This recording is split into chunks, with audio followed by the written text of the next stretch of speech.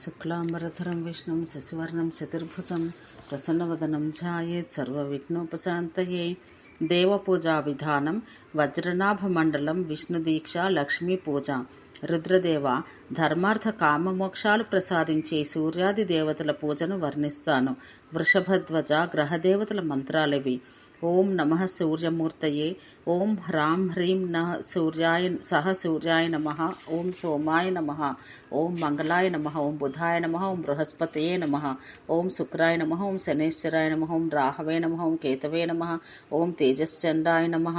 ఈ మంత్రాలు చదువుతో ఆసన, ఆవాహన, పాద్య, అర్ఘ్య, ఆచమన, స్నాన, వస్త్ర, యజ్ఞోపవీత, గంధ, పుష్ప, ధూప, దీప, నమస్కార, ప్రదక్షిణ, విసర్జనాది ఉపచారాలు సమర్పిస్తూ గ్రహాలను పూజించాలి.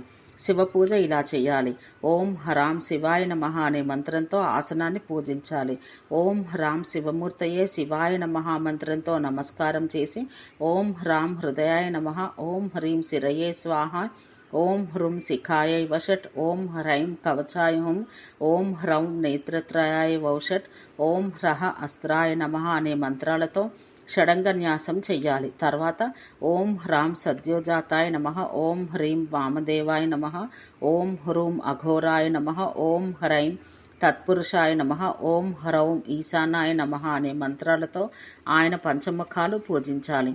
అలాగే విష్ణుదేవుని పూజించేటప్పుడు ఓం వాసుదేవాసనాయ నమః అనే మంత్రంతో విష్ణుని ఆసనాన్ని పూజించాలి. తర్వాత ఓం వాసుదేవమూర్తయే నమః, ఓం నమో భగవతే వాసుదేవాయ నమః, ఓం నమో భగవతే సంకర్షణాయ నమః, ఓం నమో భగవతే ప్రద్యుమ్నాయ నమః, ఓం నమో భగవతే అనిరుద్ధాయ నమః అనే మంత్రాల ద్వారా సాధకుడు విష్ణు చతుర్వ్యూహాన్ని నమనం చెయ్యాలి. అప్పుడు ఓం నారాయణాయ నమః, ఓం తత్సత్ బ్రహ్మణే నమః, ఓం హ్రూం విష్ణువే నమః, ఓం క్రౌం నమో భగవతే నృసింహాయ నమః, ఓం భూః ఓం నమో భగవతే వరాహాయ నమః, ఓం కంఠం పంసం వైనతేయాయ నమః, ఓం జం ఖం డ్రం సుదర్శనాయ నమః, ఓం కంఠం ఫంశం గదాయ నమః, ఓం వం లం లం మం క్షం పాంచజన్యాయ నమః, ఓం ఘం ఢం భం హం శ్రియై నమః, ఓం గండం వంశం పుష్ట్యై నమః,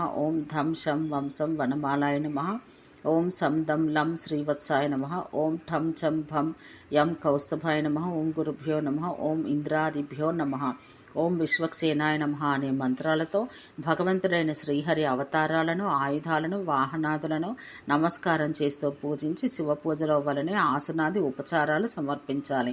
శంకరదేవ, విష్ణు భగవాను శక్తుల్లో సరస్వతీదేవి ప్రముఖమైనది.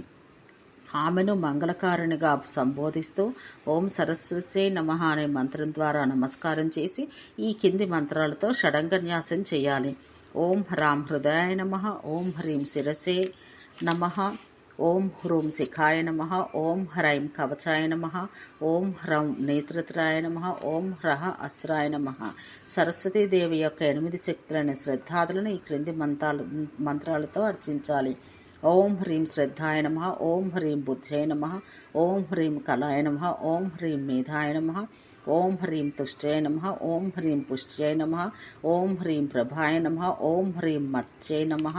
తర్వాత క్షేత్రపాలనకి, గురువుకి, పరమగురునికి ఈ మంత్రాలతో పూజలు చేయాలి: ఓం క్షేత్రపాలాయ నమః, ఓం గురుభ్యో నమః, ఓం పరమగురుభ్యో నమః. తర్వాత సరస్వతీదేవికి కమలవాసిని రూపంలో ఆసనాది ఉపచారాలు సమర్పించాలి.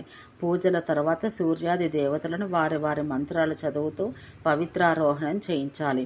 సదాశివాదులారా, విష్ణు భగవానుని విశేష పూజకై 5 ప్రకారాల రంగులు కలిపిన చూర్ణంతో వజ్రనాభ మండలాన్ని నిర్మించాలి.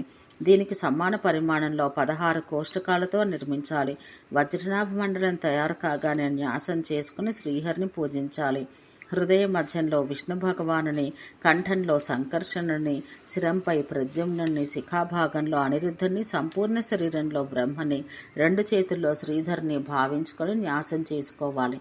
తర్వాత అహం విష్ణు అని ధ్యానం చేస్తూ పద్మంలో కర్ణిక భాగంలో శ్రీహరిని స్థాపించాలి. మండలానికి తూర్పులో సంకర్షణుని, దక్షిణంలో ప్రద్యుమ్నుని, పశ్చిమంలో అనిరుద్ధుని, ఉత్తరంలో బ్రహ్మదేవుని స్థాపించాలి. ఈశాన్యంలో ముందు శ్రీహరిని స్థాపించి ఆ తర్వాత దిక్పాలకులను వారి వారి మంత్రాలతో ఈ దిగువ ఇచ్చిన ఈ తెలిపిన దిక్కులలో నిలపాలి.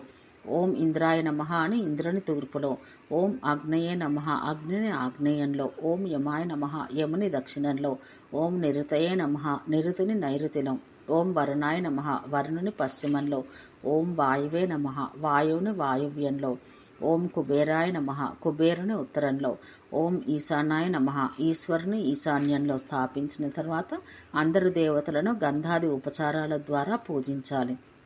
దీనివల్ల సాధకునికి దేహాంతంలో పరమపదం ప్రాప్తిస్తుంది. దేవగణములారా, దీక్షితుడైన శిష్యుడు వస్త్రంతో తన 2 కన్నులో మూసుకొని దేవతల మూలమంత్రాలు పఠిస్తూ 108 ఆహుతులను అగ్నిలో ఇవ్వాలి.